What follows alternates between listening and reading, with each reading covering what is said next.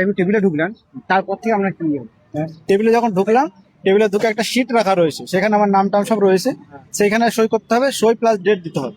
দেওয়ার পরে স্যার বলছে তোমার হাইয়েস্ট কোয়ালিফিকেশন কি? আমি বললাম যে আমার ফিজিক্স অনার্স আছে। তো বলে ফিজিক্স অনার্স কোন ইউনিভার্সিটি? আমি বলছি কল্যাণ ইউনিভার্সিটি। বলছি বাহ, খুব ভালো তো। যে স্যার বলছে তুমি তোমার নিজের ইচ্ছে মতো ডেমো দাও।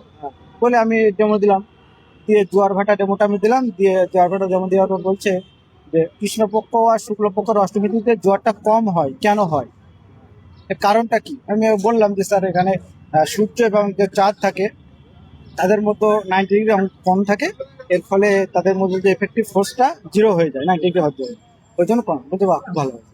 বলে হ্যাঁ, এটা বললো। আর একটা ম্যাম, ম্যাম ছিল, ম্যাম বলছে যে হচ্ছে বাচ্চাদের নিউটনের সূত্র তুমি কিভাবে বোঝাবে? আমি বলছি স্যার ম্যাডাম নিউটনের থার্ড লটা আমি বাচ্চাদেরকে সুন্দরভাবে বোঝাতে পারবো।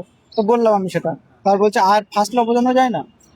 তার পাশে একটা স্যার ছিলেন, তিনি বলছেন যে ফার্স্ট লটা বোঝানো যায় এইভাবে, ধরো একটা কিছু একটা বস্তু রয়েছে, তুমি যদি এটাকে না সরাও তাহলে তো সে সরবে না। বলে হ্যাঁ স্যার, এটাও বোঝানো যায়। বলে, ঠিক আছে। বললো ঠিক আছে, আমি এমনি প্যাডাগজিতে কোনো কিছু করতে পারি না। কোনো কোশ্চেন। আপনার আর আপনার ব্যাকগ্রাউন্ড কি ছিল? গ্রাজুয়েশন? গ্রাজুয়েশন সায়েন্স, হ্যাঁ, ফিজিক্স অনার্স। ওই জন্য। ঠিক আছে, থ্যাংক ইউ দাদা।